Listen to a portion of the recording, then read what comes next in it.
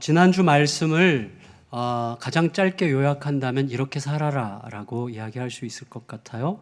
한때 쓰이다 없어지고 말 상대적인 어떤 것에 마치 절대적 가치를 부여한 것처럼 그렇게 얽매여 살지 말아라 이렇게 말하는 것 같습니다. 그리고 오늘은 이렇게 살아라 이렇게 말하고 있습니다. 예수 그리스도 안에서 너희에게 주어진 자유를 살아내라 이렇게 우리에게 요청하고 계시는 것 같습니다. 그래서 그것을 이런 방식으로 표현한다고 생각할 수 있겠는데 1절을 다시 읽겠습니다. 1절 시작. 그러므로 너희가 그리스도와 함께 다시 살리심을 받았으면 위의 것을 찾으라. 거기는 그리스도께서 하나님 우편에 앉아 계시느니라. 아멘. 여러분 여기서 생각이 드는 게 있는데 1차적으로 지난주 말씀에서 바울은 우리에게 너희가 그리스도와 함께 죽었다 이렇게 선언을 했습니다. 너희가 초등학문에 대하여 그리스도와 함께 죽었다 이렇게 선언을 했는데 오늘은 그리스도와 함께 다시 살았다 이렇게 이야기하고 있습니다.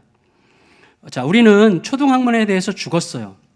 소위 세상 돌아가는 이치, 현실을 돌리는 것처럼 보이는 힘, 전통, 권력, 습관, 규례 여러 가지 것들로 표현되는 여러 삶의 방식들 거기에는 개인적 주관성이 들어가 있고 시간적 주관성이 들어가 있고 공간적 상대성이 들어가 있는 그렇지만 그것이 절대적 진리인 것처럼 우리를 압도하며 우리 모두를 순종케 하는 이런 주관성의 절대화의 과정을 통해서 형성된 이런 세상의 초등학문들에 대하여 죽었다라고 선언했습니다. 우리는 그런 것들에 대해서 죽었습니다. 이제는 그런 것들이 우리들을 들었다 놨다 하도록 내버려 두면 안 됩니다. 그렇지만 우리들은 죽은 채로 그대로 있는 자들이 아닙니다. 우리들은 예수님과 함께 살았습니다. 죽었지만 다시 살았습니다. 아니, 죽었기 때문에 다시 사는 것입니다. 더 나아가서 죽음이 곧 삶이죠. 죽는 게 곧 사는 것임을 우리들은 알게 됐습니다. 따라서 이제 우리들은 예수와 함께 산 자로 산다고 하는 삶이 뭔지를 더 알아야 되겠어요.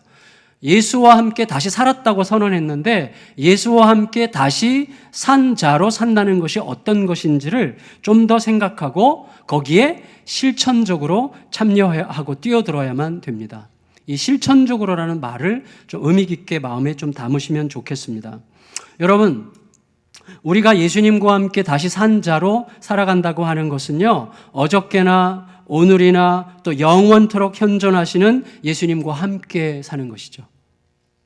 잘 생각해 주세요. 우리가 예수님과 함께 다시 산 자로 산다는 것은 어저께나 오늘이나 또 영원토록 오실 과거와 현재와 미래를 오늘 자신의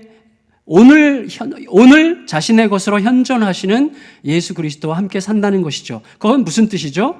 우리가 과거와 현재와 미래를 품은 존재로 살아간다는 거예요. 그리스도와 함께 산다는 것은. 그래서 오늘 본문에 보면 그리스도와 함께가 계속해서 강조되고 있는데 1절에 보면 이렇게 되어 있죠. 그러므로 너희가 그리스도와 함께 다시 살리심을 받았으면 3절에 이는 너희가 죽었고 너희 생명이 어떻게 해요?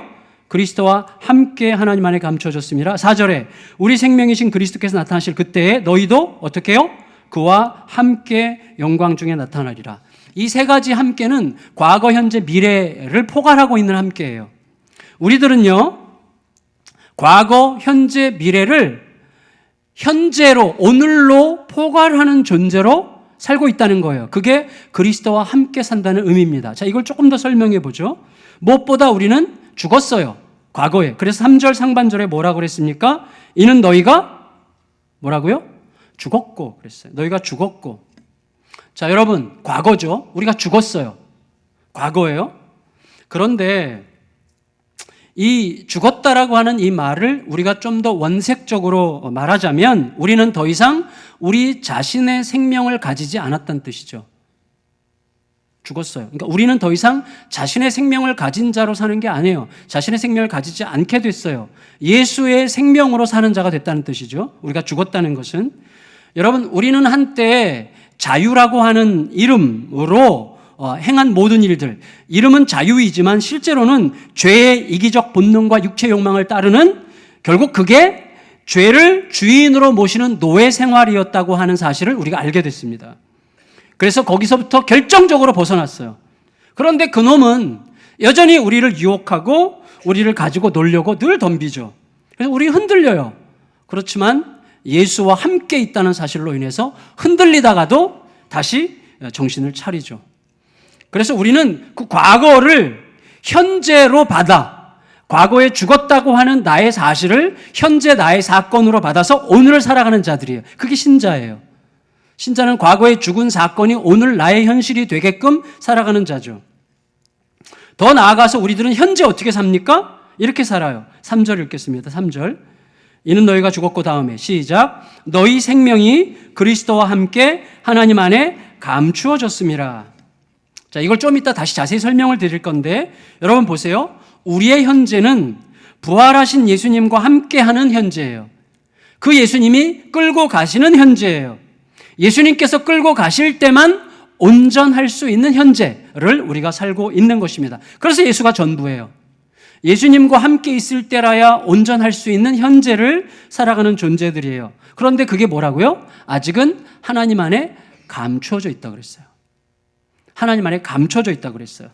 여러분, 감추어짐 속에는 뭐가 있죠? 기대가 있고 그 다음에 기다림이 있습니다. 감추어짐 안에는 기대가 있고 기다림이 있는 것이죠. 마치 이런 거죠. 제가 지난주에 저희 막둥이 딸과 조금 있으면 헤어질 가능성이 있는데, 그래서 이제 어떤 기념을 한번 하기 위해서 둘이 영화를 보러 갔어요. 미녀와 야수. 그래서 이제 요새 뮤지컬 영화로 이제 재개봉했는데 좀 굉장히 인기가 많더라고요. 그거 보면서 이번에는 그 야수가 너무 잘생겼더라고요. 그래서 왕자로 안 변해도 될 만큼 멋있어, 야수가. 근데 어쨌거나 야수야. 미녀와 야수에서 뭐예요? 완벽한 미모를 가진 왕자의 얼굴을 감추고 있어요. 야수. 그러니까 그 야수는 야수지만 야수가 아니죠. 그런 거랑 똑같은 거죠. 여러분, 우리들은 현재 깨어지고 넘어지고 서투르기 그지없는 삶을 살고 있습니다. 그렇지만 온전한 실체는 아직 드러나지 않은 기대와 기다림 속에 살아가는 존재들이라는 거예요. 그게 우리들의 현재예요. 아직 감추어진 채로 살아가는 우리들의 현재를 기억해야 된다는 것입니다. 하지만 중요한 건 뭐예요? 곧 실체가 온다는 것입니다. 곧 실체가 옵니다. 지금 약간 화가 날라 그래요. 여러분, 곧 실체가 와요. 그 기다림과 오랜 기대 끝에 실체가 온다고 얘기할 때 대다수 여러분들의 표정은 그렇겠지. 기면 감사하고 아니면 뭐 할 수 없지 뭐. 이딴 식의 표정을 지면 안 돼요. 여러분, 정말 이건 어마어마한 표현이에요. 곧 실체가 그리스도와 함께 드러나게 될 것입니다. 여러분, 4절을 보세요. 4절을 같이 읽습니다. 시작. 우리 생명이신 그리스도께서 나타나실 그때에 너희도 그와 함께 영광 중에 나타나리라. 아멘. 자, 이 1, 2, 3, 4절을 이제 다시 반복해서 좀 자세히 설명을 드리도록 하겠습니다. 여러분, 우리는 그리스도와 함께 있다고 하는, 부활하신 그리스도와 함께 있다고 하는 사실로 인해서 우리의 과거와 현재와 미래를 동시에 현재로 경험하는 자로 살아가고 있기 때문에, 자, 우리의 미래는, 내가 그리스도와 함께 있다고 하는 사실은 우리의 미래가 밝고 빛난다는 뜻입니다. 우리가 장차 어떤 고난과 어떤 아픔의 시간을 겪게 되든지 간에, 여러분, 우리에게 장차 곧 내일이든 모레건 오늘 오후건 우리에게는 어떤 고난과 어려움이 올 가능성이 늘 있어요. 아마 올 거예요. 오지 않기를 바라지만 오겠죠. 그러나 여러분, 어떤 고통과 고난과 아픔의 시간을 우리가 겪든지 간에 우리는 궁극적으로 밝은 빛 가운데서 영원토록 거하게 될 것입니다. 제가 되게 좋아하는 영화가 반지의 제왕인데요. 그래서 여러 번 봤어요. 반지의 제왕. 그 작자, 반지의 제왕의 저자 톨킨슨인가, 이분이 굉장히 유명한 작가죠. 근데 여러분, 반지 원정대를 보신 분들은, 죄송해요, 못 보신 분들은 용서해 주세요. 반지 원정대가 이제 끝내 자기중심적 욕망의 화신이 있어요. 그게 절대 반지죠. 그래서 모든 사람들은 자기가 주도하고 자기가 지배하고 자기가 마음대로 핸들링할 수 있는 세계와 자신의 세상을 꿈꾸고 원해요. 근데 절대 반지를 끼면 모든 세상을 내가 통제할 수 있는 힘이 주어져요. 그 절대 반지 때문에 모두가 미쳐가죠. 절대 반지를 소유하고 싶어 하지만 그 절대 반지를 소유하는 순간 미치는 거예요. 그래서 이 반지 원정대가 절대 반지를 끝까지 이제 이걸 파괴하려면 이제 영원한 불구덩이에 집어넣어야 되는 거예요. 거기까지 이제 겨우겨우 가서 불구덩이에 겨우 집어넣었어요. 손가락 하나 잘라지면서 집어넣었어요. 그리고 이제 드디어 본향으로 돌아가죠. 그 호빗 족속인가요? 그 작은 사람들의 마을로 돌아가죠. 아주 천국같이 아름다운 그 마을에 돌아가서 아주 큰 깊은 샬롬 속에 안식을 누리죠. 그렇게 이제 해피엔딩으로 끝나는 거죠. 굉장히 성경적인 영화죠, 사실은 이 영화가. 여러분, 그때 그 안식에, 물론 그 마을에 가서 살고 싶은 생각은 그렇게 썩 없어요. 좀 천장이 너무 낮아가지고. 저는 낮아도 괜찮은 사람이지만. 그럼에도 여러분 중요한 건 뭐냐면 그런 것처럼 마치 영원토록 빛나는 샬롬 가운데 우리들은 안식하게 될 것이 틀림없는데 이게 너무나 틀림없는 사실이기 때문에 우리는 그것이 마치 오늘의 현실인 것처럼 살아도 되는 자들이에요. 그게 예수와 함께 있다는 뜻이에요. 예수님은 우리의 미래를 오늘로 살도록 우리를 당신과 함께 있게 하신 것입니다. 따라서 여러분, 우리들은 예수님과 함께 있음으로 인해서 더 이상 우리들의 과거에 매이지 않아요. 그 끝났어요. 우리를 건지셨어요. 그리고 미래가 한없이 궁금하지도 않아요. 미래가 어떻게 될게 궁금하지. 왜? 미래는 이미 오늘의 현실로 들어왔기 때문이죠. 따라서 과거와 현재와 미래에 동시에 현존하시는 예수님과 함께 과거와 현재와 미래를 품은 자로 오늘을 살아가는 우리들의 실존을 정말 제대로 이해하면서 살아갈 수 있게 되기를 진심으로 소원합니다. 다만 중요한 것은 무엇인가 하면 그리스도께서 다시 나타나실 그때까지는 여전히 감추어진 존재로 살아간다는 사실이 우리에게 과제인 거죠. 하나님 안에 감추어져 있느니라.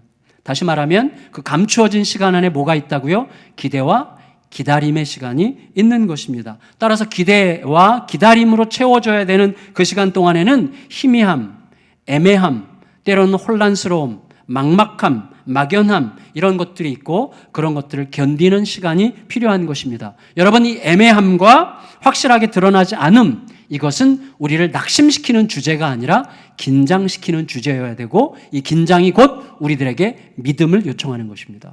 그래서 믿음을 우리에게 주는 것이죠. 저는 우리 교회가 전혀 긴장할 것이 없는 교회가 되는 것을 하나님께서 막아주시기를 바랍니다. 돈이 넉넉하고 재정이 충분하고 그리고 모든 것이 완벽하게 조직되어 있어서 착착착착 돈과 재정으로 충분히 돌아가고 하나님께서 더 이상 개입하시지 않아도 돌아갈 만큼의 안정성을 가진 교회가 되지 않기를 정말로 바랍니다. 여러분, 긴장이 있어야 돼요. 거룩한 긴장 속에 믿음이 요청되는 것입니다. 그렇지 않으면 더 이상 믿음이 필요하잖아요. 믿음으로 살지 않는다는 것은 무슨 뜻이죠? 결국은 내가 하나님의 자리에 앉아서 살기 시작한다는 거예요. 그건 파괴예요. 그래서 파괴가 시작되는 것입니다. 여러분, 믿음으로 살아간다는 것이 뭐예요? 이런 상황에서 잘 들어보세요. 우리는요, 내가 모든 사람들 앞에 명백하게 드러난 죄인으로 살고 싶지 않아요. 그렇죠. 모든 사람이 나를 그래 너 죄인이지 라고 모든 사람들이 손가락질하는 그런 사람으로 살고 싶지 않습니다. 우리는 명백한 죄인으로 드러나는 삶을 살고 싶지 않아요. 제가 여기에서 여러분 저는 죄인입니다. 저 같은 자가 없습니다. 여러분이 제 안에 지난 주간에 들어왔더라면 오늘 아무도 안 왔을 것이라는 식으로 제가 말하고 있을 때조차도 여러분이 나쁜 놈이구나 이렇게 생각하지 않기를 기대하고 그렇게 생각하지 않을 거라고 기대하고 말하는 거예요. 제가 이렇게 말하면 말할수록 와 우리 목사님 참 솔직해 이렇게 생각할 것을 기대하면서 제가 말하는 거죠. 그만큼 우리들은 은밀한 죄인들이에요. 우리는 명백한 죄인으로 모든 사람 앞에 드러나기를 원치 않는 만큼 은밀한 죄인들이죠. 반대로 우리들은 모든 사람에게 명백한 의인으로 드러나기를 원해요. 여러분, 그런데 진정한 의인은 뭐죠? 진정한 의인은 자신이 의인으로 드러나는 것을 기뻐하지 않는 자죠. 따라서 우리가 모든 사람에게 명백한 의인으로 드러나는 것을 원하는 삶을 살아간다고 하는 것은 우리는 함량미달이라는 거죠. 여러분, 우리는 명백한 죄인이 되지 않기를 갈망하는 한편 명백한 의인으로 살기를 원해요. 따라서 우리는 우리가 명백한 죄인으로 모든 사람 앞에 드러나지 않기를 바라는 태도를 통해서 우리가 은밀한 죄인이라는 사실을 드러내고 동시에 우리가 결코 명백한 의인이 될 수 없다는 사실을 스스로 증명하면서 살고 있는 것입니다. 그래서 거기에서 뭐가 나오는 거죠? 위선이 나오는 거죠. 거기서부터 위선이 발생하는 거예요. 뻔히 알면서도 아닌 척하면서 사는 거죠. 우리가 서로 뻔히 알면서 아닌 척하면서 봐주면서 사는 게 얼마나 많아요, 솔직히. 그것을 또 아닌 척하는 위선 속에 우리가 살고 있는 것이죠. 이런 우리들에게 예수님은 우리가 명백한 죄인으로 드러나도 괜찮다라고 말씀하신 분이세요. 예수님은 오히려 우리들에게 너희가 명백한 죄인으로 드러나는 게 더 나은 거야, 그게. 이 진실을 우리에게 가르쳐 주셨어요. 왜냐하면 예수님이 모든 죄와 수치를 대신 다 짊어지셨기 때문에. 그래서 우리는 내가 명백한 죄인으로 드러나도 괜찮은 존재로 부름받은 거예요. 동시에 예수님은 우리가 명백한 의인이 될 수 없다는 사실을 인정할 때 예수님을 의지함으로 의인이 될 수 있다는 사실을 가르쳐 주셨어요. 왜냐하면 예수님만이 모든 의를 성취하셨기 때문에 그렇습니다. 그런데 그 그림은 아직 희미해요. 아직 뚜렷하지 않아요. 여러분 보세요. 우리들의 삶을 보면 분명히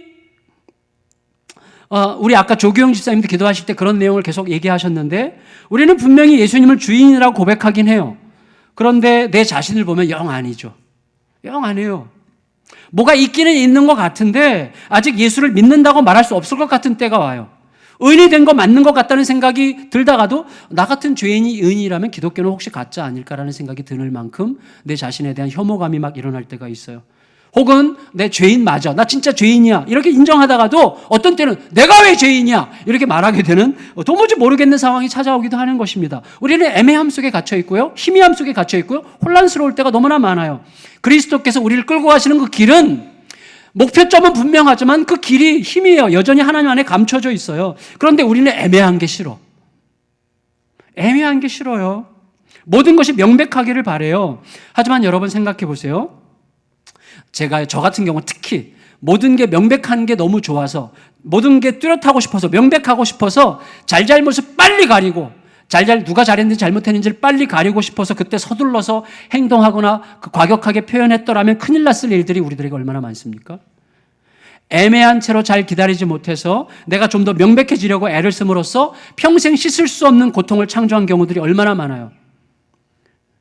야, 한번 따져보자. 그 말을 안 했더라면 괜찮은데 야, 한번 따져보자. 그래, 누가 잘했어. 이렇게 따짐으로써 애매함을 견디지 못하는 그 태도 때문에 우리가 씻을 수 없는 아픔들을 남긴 경우들이 얼마나 많습니까? 오히려 어정쩡하기 그지없던 그 시간, 믿음으로 산다는 것이 너무나 무능해 보이지만 그래도 믿음으로 견뎠던 그 시간, 무능해 보이는 믿음으로 주님을 더 신뢰하려고 길을 쓰느라고 무책임해 보였던 그 애매함으로 뭔가를 억지려고 내가 풀어가려고 하지 않고 다소 어정쩡한 채로 무능하게 견디고 버텼기 때문에 오히려 하나님의 더 크신 뜻이 살아날 수 있었던 상황들이 우리에게 얼마나 많습니까? 여러분, 애매함과 희미함을 견디면서 버티는 게 믿음인 것 같아요. 따라서 힘들더라도 상처가 계속 나를 충동질하더라도 상처를 아는 채 그리스도를 바라보며 견디는 세월이 너무나 중요합니다. 믿음은 상처를 끌어안고 애매함을 견디는 세월과 함께 빚어져 가는 거죠. 그리고 그 과정에서 우리는 거룩을 배워가는 것이죠. 그걸 바울이 이런 식으로 표현한 것입니다. 1절을 다시 읽습니다. 1절 시작. 그러므로 너희가 그리스도와 함께 다시 살리심을 받았으면 위의 것을 찾으라. 거기는 그리스도께서 하나님 우편에 앉아 계시느니라 그랬어요. 그리고 2절도 읽겠습니다. 시작. 위의 것을 생각하고 땅의 것을 생각하지 말라 그랬어요. 여러분 보세요. 바울의 이 말이 좀 지나치지 않습니까? 바울의 이 말이 좀 너무 단순하지 않습니까? 바울의 이 말이 좀 극단적으로 들리지 않습니까? 땅의 것 중에서 귀한 게 얼마나 많아요. 땅의 것들은 우리에게 누리라고 주신 거잖아요. 물론 여기서 바울이 말하는 땅의 것과 위의 것은 하나님의 질서와 땅의 질서, 하나님의 가치와 땅의 가치를 대조시키느라고 그렇게 얘기한 것이지만 바울은 왜 이렇게 지나치게 단순하게 과격하게 말할 수밖에 없었을까요? 이유는 간단하죠. 현실이 애매하기 때문입니다. 여러분, 골로새 상황이 굉장히 애매했어요. 혼란스러워요. 우리들도 마찬가지예요. 우리들의 삶이 어둡고 혼란스럽고 애매하고 희미할수록 우리는 명백해져야 돼요. 예수 그리스도를 바라봐라. 땅의 것을 추구하지 말고 하늘의 것을 향해서 결정해라. 이렇게 말해야만 되는 것입니다. 여러분, 우리가 믿음으로 그리스도와 함께 죽고 죽음으로 사는 삶을 살아가고 있다면 이렇게 말하는 거예요. 너희가 예수님과 함께 영원토록 살 것을 믿는다면 위의 것을 찾는 데 집중해. 이렇게 말하는 것입니다. 여러분 생각해 보세요. 위의 것은 하늘의 것이에요. 따라서 땅의 것을 찾지 말고 위의 것을 찾으라 그 말은 땅의 것을 찾지 말고 하늘의 것을 찾으라 그 말이죠. 그 말은 무슨 말이에요? 땅의 것을 더 이상 땅의 것들은 더 이상 생각할 가치가 없으니까 아예 상관하지 말라는 말씀이 아니에요. 그 말의 진짜 의미는 무엇입니까? 땅의 것 가지고 하늘의 것을 논하지 마. 그 말이죠. 땅의 것을 가지고 하늘을 통제하려고 하지 마. 땅의 것을 이루기 위해서 하늘의 것을 이용하지 마. 이 말이라고 우리가 이해할 수가 있겠어요. 이게 성경의 사상이죠. 여러분, 땅의 것을 가지고 하늘의 것을 추구하지 말고 하늘의 것이 이 땅에 침투해서 오히려 하늘의 것이 땅의 것을 다스리는, 지배하는 방식으로 살도록 너희가 조정해라. 그 말이죠. 우리는 많은 경우에요, 이 땅에서 내가 이루려고 하는 것을 위해서 하늘의 것을 사용하는 자들이에요. 그러나 정반대여야 되죠. 뜻이 하늘에서 이루어진 것처럼 땅에서도 이루어지다여야지 뜻이 땅에서 이루어지기를 바라면서 하늘의 뜻이 땅의 것에 맞춰지기를 기대하면 안 되는 것이죠. 여러분, 그게 바로 종교 아니에요, 종교? 땅에서 이루고자 하는 뜻을 위해서 하늘의 것을 이용하려고 하는 것이 무능하기 짝이 없는 모든 종교의 특징들입니다. 그게 관습이죠. 오히려 우리들은 하늘의 것이 땅으로 침투해서 땅의 것을 지배하게 해야 됩니다. 자, 이것을 좀 더 역사 속에서 설명을 해보면 좋겠는데, 여러분, 예수님께서 떠나시고요 350년쯤 지났을 때 4세기 말쯤에 기독교는 유럽과 북아프리카, 아시아 전체를 지배하기 시작했어요. 그래서 기독교가 얼마나 빨리 성장했는지 몰라요. 근데 여러분, 중요한 건 뭐냐면 기독교가 성장한다는 거, 기독교가 힘을 갖는다는 거, 기독교가 영향력이 커진다는 것은 치명적인 위험으로 뛰어들어가고 있다는 뜻과 똑같은 거죠. 기독교의 본질이 우리가 뭔지 아시죠? 기독교의 본질은 힘을 빼고 죽음으로 하나님께 의탁하는 것입니다. 더 이상 내가 살지 않고 하나님께서, 예수께서 사시게 하는 것입니다. 그게 기독교의 본질이죠. 내가 하지 않는 거예요. 근데 우리들은 뭔가 내가 힘을 갖고 영향력을 키우면 더 많은 일을 할 수 있을 거라고 자꾸 착각하는 면이 있어요.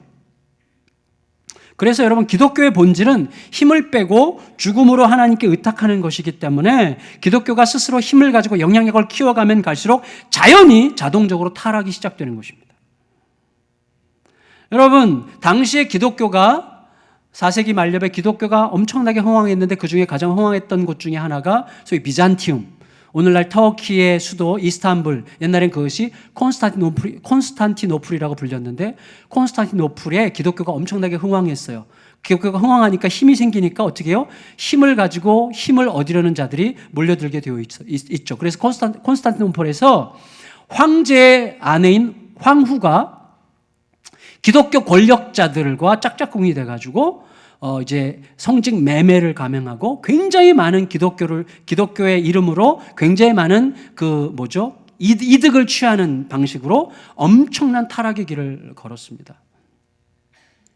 그리고 그게 자꾸 정상이 된 거죠. 그러니까 백성들의 삶도 어떻게 가는 거죠? 기독교의 이름으로 힘의 권세를 추구하다 보면 백성들도 계속해서 예수의 길이 아니라 이 땅이 추구하는 성공의 길, 이 땅이 추구하는 어떻게 해서라도 내가 누구보다 더 우위를 점해야 되겠다고 하는 그런 성공주의적 신화에 사로잡혀서 그 길을 계속 가게 되는 것이고, 그게 일상이 되는 문화가 된 거예요. 그게 부정적으로 말하는 크리스텐덤이에요. 기독교 왕국이 되는 거예요. 아주 나쁜 의미의 기독교 왕국. 근데 여러분, 그때 이제 이 콘스탄티노플의 교회 그 주교 감독으로 이제 누군가 초대를 받았는데, 이 사람은 나는 그 자격이 없다고 여러 번 거절했지만 끝내 이제 거의 억지로 끌려오다시피 해서 그 교회의 책임자가 된 사람이 요한 크리소스톰이라는 분이에요.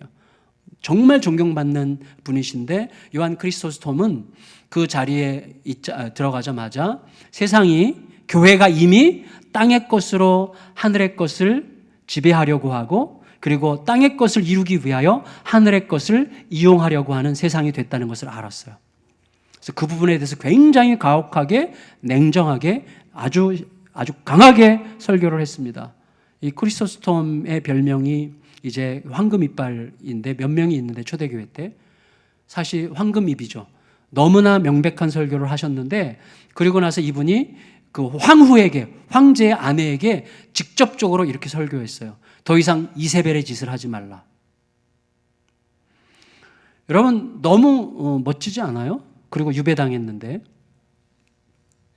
너무나 아름다운 유배죠. 너무나 아름다운 버림받음이죠. 오늘날 이런 영적 기상은 왜 없는가? 이런 생각을 하게 됩니다. 위의 것을 찾지 않으면 그런 영적 기상은 있을 수가 없어요. 위의 것을 이용해서 땅의 것을 소유하려고 하면 그런 영적 기상은 있을 수가 없어요. 크리소스톰은 유배지에 갔지만 백성들이 강력하게 저항하는 바람에 이 기득권층들이 다시 크리소스톰을 데려올 수밖에 없었어요. 네. 여러분, 왜 위의 것, 하늘의 것을 찾으라고 이야기하는 것입니까? 이유는 우리가 위를 계속 바라보면 거기에서 뭔가 특별한 것이 떨어질 것이기 때문이 아니라 거기에 그리스도께서 하나님의 보좌 우편에 앉아 계시기 때문이에요. 이렇게 이야기하는 것입니다. 1절을 다시 읽겠어요. 1절을 시작. 그러므로 너희가 그리스도와 함께 다시 살리심을 받았으면 위의 것을 찾으라. 거기는 그리스도께서 하나님 우편에 앉아 계시느니라 그랬어요. 여러분 이게 참 중요한 것 같습니다. 저 뒤에 문이 다 잠겨 있어요. 하나를 좀 열어주셔야 될 것 같아요. 네, 성도님들이 지금 밖에 화장실 가야 되는 분들이 못 나가고 계세요. 맨 오른쪽 거는 좀 열어주셔야 되겠습니다. 네. 여러분 보세요. 자, 우리가 진리를 따르려고 합니다. 진실을 따르려고 합니다. 진리를 따르고 진실을 따르려고 하는 우리의 삶을 보면 늘 패하는 것 같고 넘어지는 것 같은 삶이에요. 희망이 잘 안 보이고 나아질 가능성이 희미해요. 하지만 그때 내 처지, 나의 허덕이는 형편이 내 과거와 현재와 미래를 해석하도록 내버려 두지 말라는 거예요. 그때 뭐예요? 하나님 위의 것을 찾으라는 거예요. 하나님의 보좌 우편은 어디예요? 승리자의 자리죠. 우리가 지금 겪고 있는 모든 애매하고 혼란스러운 모든 희미한 이 모든 고통스러운 시간들을 고스란히 뚫고 지나가서 결국은 하나님의 보좌 우편 승리자의 자리에 앉아 계신 그 예수님이 계신 그 자리가 오늘 나의 현실로 내가 앞으로 들어가게 될 그것이 오늘 나의 현실임을 확인하는 방식으로 오늘을 살라고 이야기하고 있는 것입니다. 현재 우리가 겪고 있는 모든 고통과 아픔을 친히 다 겪으시고 끝내 승리자가 되셔서 우리를 승리의 자리에 앉게 하실 그 예수님을 바라보고 예수님이 우리의 과거와 현재와 미래를 설명하시도록 맡겨드리라는 그 말씀이에요. 여러분 이 땅에 있는 것이 모든 것을 설명하게 하는 방식으로 살게 되면 언젠가는 내가 그토록 추구했던 돈, 명예, 내 존재감에 대한 모든 추구 등이 얼마나 싸구려 휴지 조각에 불과했던가 하는 것을 반드시 알게 될 것입니다. 저는 제 자신이 땅의 것을 나도 모르게 은밀하게 추구하느라고 갑자기 다가오게 될 그날 허망해지는 일이 없기를 정말 간절히 바랄 뿐입니다. 요즘에는 갈수록 두려워요.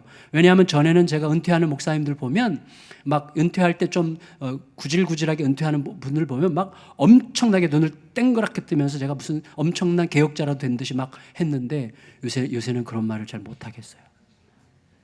그 시간이 가까우니까 제 자신을 못 믿겠어요. 그래서 그때 가서 그렇게 할 수 없도록 시스템을 만들지 않으면 이게 불가능하다는 것을 자꾸 느끼게 돼요. 사람의 마음을 내가 내 마음을 책임질 수 없어요. 그래서 감시자가 필요해요. 좋은 의미의 감시자들이. 감시를 잘 하시길 바라요. 굉장히 멋있는 척하고 있어요. 제가 지금.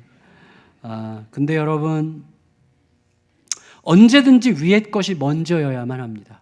위의 것이 최종적인 것이고 위의 것이 궁극적인 나의 현실이라고 하는 사실을 결코 잊지 말아야만 합니다. 여러분 우리들이 위의 것을 찾고 위의 것을 생각해야 되는 이유는 너무나 분명해요. 다시 한번 3절 읽겠습니다. 3절 시작. 이는 너희가 죽었고 너희 생명이 그리스도와 함께 하나님 안에 감추어졌음이라. 여러분 보세요. 자, 우리는 땅의 것에 대해서 이미 죽었어요. 우리 생명은 위에 계신 예수 그리스도를 통해서만 가장 온전하고 아름다울 수 있어요. 우리가 이 땅을 살아가는 모든 삶이 다 이해할 수 없고 애매하고 불확실해도 그건 잠시 감추어져 있을 뿐입니다. 우리는 아직 감추어진 존재로 있어요. 그래서 여러분, 세상이 우리가 누군지를 몰라요. 심지어 우리 자신도 우리 자신의 실체를 충분히 알 수 있다고 말할 수 없습니다. 저도 우리의 그 영광, 우리의 엄청난 신분을 우리가 정말 알 수 없어요. 우리가 정말 우리의 신분의 실체를 안다면 우리 지금보다 굉장히 다르게 살아야 되고 우리 지금보다 굉장히 다른 눈빛으로 살아야 되고 우리 그때 그렇게 말하면 안 돼요.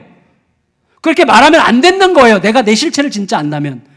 여전히 이 실체가 감춰져 있기 때문에 우리는 애매하고 불확실하고 희미하기 때문에 여전히 구질구질하게 살기도 하고 그리고 깨지고 넘어지고 막 엉성하고 추레하게 살기도 하고 그렇게 되는 것입니다. 그래서 뭐예요? 자꾸 앞으로 내가 있게 될 그 자리 위의 것을 자꾸 봐야 되는 거예요. 여러분, 우리는 자신이 감추어진 존재로서 어떤 면에서는 충분히 드러나지 않은 명백하지 않은 상태 속에서 살아가는 자들이라는 사실을 그냥 인정하는 게 중요해요. 인정하는 게 중요해요. 저같이 좀 이렇게 약간 제가 좀 약간 머리 쪽이잖아요. 머리 쪽이고 좀 약간 신경질 쪽이고 또 이렇게 뭐가 정돈이 안 되면 굉장히 답답해하는 이제 그런 면이 저에게 있는데 제가 그동안 누군가의 변화하지 않는 모습에 속이 타는 그런 스타일이죠. 우리가 대체로 그렇지만 부모들의 컴플렉스죠. 그게 목사들의 컴플렉스죠. 누군가가 변하지 않는 것에 대해서 너무나 화가 나는 거예요. 그래서 그가 변하는 모습을 꼭 보고 싶어요. 지금 열나서 단추 풀었는데. 여러분, 그런데 제가 갈수록 깨닫는 게 있어요. 갈수록 깨닫는 게 뭐냐면 그게 나의 교만에 불과하다는 사실이에요. 여러분 생각해 보세요. 예수님도 제자들이 온전히 변하는 모습을 못 본 채 떠나셨습니다. 이거 우리가 잘 생각해야 돼요. 여러분, 예수님은 제자들이 온전히 변한 모습을 못 본 채로 떠나셨어요. 하지만 예수님의 죽으심이 그들을 크게 바꿨고 죽으신 예수님의 영, 성령께서 제자들에게 임한 후에 제자들이 완전히 변했죠. 따라서 우리가 이 부분을 잘 생각한다면 내가 그토록 원했던 누군가의 진정한 변화는 어쩌면 나의 죽음 이후의 사건일 가능성이 많습니다. 그걸 받아들여야 돼요. 저는 제가 살아있는 동안에 어떤 변화를 보고자 하는 것이 세상을 통제하고 싶은 나의 욕망에 불과하다는 사실을 최근에 깨달았어요. 여러분, 내가 확실한 결과를 보고자 하는 욕망을 접어야 되더라고요. 애매한 채로 이 땅을 떠나도 상관이 없어야 되더라고요. 내가 모든 것을 말끔하게 정돈하려고 하는 욕망에서 벗어나는 게 그렇게 중요하더라고요. 우리는 감춰져 있어요. 감춰진 존재라는 사실을 빨리 인정해야 됩니다. 애매한 채로 있을 수밖에 없는 존재라는 사실을 빨리 인정해야 됩니다. 애매한 채로 주님께 맡길 수 있는 은혜를 구해야 돼요. 감추어짐을 즐거워할 수 있어야 돼요. 저한테 병이 하나가 있는데 너무 빨리 터트리는 병이에요. 저는 빨리 터트립니다. 뭐가 좀 될 것 같으면 왜 이렇게 터트려요. 그 병이에요, 병. 어떤 병인가 하면 내가 상황을 지배할 수 있는 상태에 있다는 것을 확인하고 싶어 하는 거예요. 저에게는요, 모든 것을 내 중심으로 명백하고 선명하게 정돈해야만 마음이 편한 그런 병이 있어요. 하지만 다시 말씀드리지만 거룩은 뭐라고요? 애매함을, 상처를, 어정쩡함을 부둥켜 안은 채 견디는 세월을 포함하고 있습니다. 그런데 그게 슬프지 않아요. 그게 서럽지 않아요. 왜냐하면 위를 보면 그 모든 과정을 지나 명백한 승자로 계신 예수님이 거기 계시고 저에게 말씀하시기 때문이에요. 너 지금 애매해도 괜찮아. 너 내 옆에 앉게 될 거야. 라고 주님께서 다시 말씀하시기 때문이죠. 현실은 여전히 애매하고 희미해도 위를 보면 우리가 곧 거하게 될 승리의 자리가 있기 때문에 우리는 희미하지만 애매하지만 혼란스럽지만 잘 모르겠지만 이 길을 갈 수 있는 거예요. 믿음으로. 왜? 위에 계신 그리스도를 볼 수 있기 때문이죠. 그 은혜의 행진을 할 수 있게 되기를 예수님의 이름으로 축원합니다. 여러분, 우리가 위의 것을 찾으면서 살아야 되는 이유는 뭡니까? 우리의 미래가 확실하기 때문이에요. 내가 최종적인 승리 합격증을 내가 펼쳐보지 않아도 돼요. 그건 주님께서 펼치실 일이에요. 그렇게 될 것을 받아들이는 게 믿음이에요. 내가 확인하지 않아도 되는 게 믿음이에요. 주님이 어떻게 하시든지 관계없이 어떤 경우에도 주님은 완전하시고 주님은 신실하시고 주님은 당신의 약속을 반드시 지키실 것을 믿으면 되는 거예요. 나는 그 믿음의 길을 결연히 갈 뿐입니다. 말씀을 정리할게요. 여러분, 제가 지난 주간에 제 마음으로 가까이 교제하는 한 친구 목사님이 계세요. 오늘 학교 이제 교장 선생님인데 친구 목사님이 와서 저랑 이제 한참 얘기하면서 갈 때 시를 한 편 남겨주고 갔어요. 뭐 나에게 남겨준 건 아니고 그냥 읊었는데 제가 기억했어요. 오늘 여러분 주보에 있는 시예요. 봄이 왔다. 주보에 있는 그 시를 보면서 뭐야? 이럴 분들이 굉장히 많았을 것 같은데 보시면 이렇게 되어 있어요. 사내가 초록 페인트를 통을 엎지른다. 나는 붉은색이 없다. 손목을 잘라야겠다. 이게 봄이 왔다래요. 그래서 이걸 좀 고민하게 됐어요. 이게 뭘까? 여러분 시는 해석하기 나름인 면이 있죠. 그래서 위험하고 자유로워요. 근데 하여튼 이 시를 한번 제 마음속에 들어온 대로 이해를 해보려고 했어요. 그리고 여기에 굉장히 엄중함이 있다는 것을 알게 됐는데 여러분 이 짧은 시의 의미를 알기 위해서 이 시인의 또 다른 시를 제가 읽게 됐는데 무신론자라는 시가 있더라고. 무신론자. 무신론자라는 시를 보면 이 자매가 불신자들이 그리스도인들을 밤맛 없어 하는 이유 중에 하나가 뭐예요? 모든 것을 신의 섭리의 과정으로 이해하는 것은 괜찮은데 너무 빨리 도배해버린다는 거죠. 너무 빨리 고통을 누려야 돼요. 때로는 고통을 겪어야 되고 때로는 눈물을 흘려야 되고 때로는 웃을 수 있어야 되는데 이러한 과정을 생략한 채 너무 빨리 모든 것을 신의 섭리로 갑자기 도배해버리는 거죠. 어떤 분이 애를 잃었어요. 그럼 가서 다 주님의 뜻이 있을 거예요. 이런 식으로 말하면 됩니까? 슬픔을 누려야 같이 슬픔 속에 있어야죠. 그래서 이제 이분에게는 그런 아픔이 느껴졌어요, 제가. 그러니까 오직 신적 섭리라는 논리로 세상을 도배질하려고 하는 유신론자들에 대한 약간 일정한 반감이 있는 것 같았어요. 그래서 아마 이런 생각을 하게 상상인데 이 자매가 어릴 때 전통적인 신앙 세계에서 자라면서 일방적이고 배타적인 어떤 종교적 주장들 때문에 어느 정도 슬픔이나 거부감을 가지게 됐을지도 모르겠구나 이런 생각을 하게 됐어요. 만일에 그렇다면 이 자매의 봄이 왔다는 이 시는 이 세상을 우리의 선택과 아무 상관없이 신의 일방적인 섭리에 의해서 저항할 수 없도록 온 그 봄, 생명으로 상징되는 봄이라는 세계가 어떤 사내는 뭐죠? 거부할 수 없고 저항할 수 없는 어떤 힘과 완력이죠. 어떤 사내가 우연처럼 보이는 방식으로 초록색 페인트통을 엎질렀어요. 온 세상을 초록빛으로 물들였죠.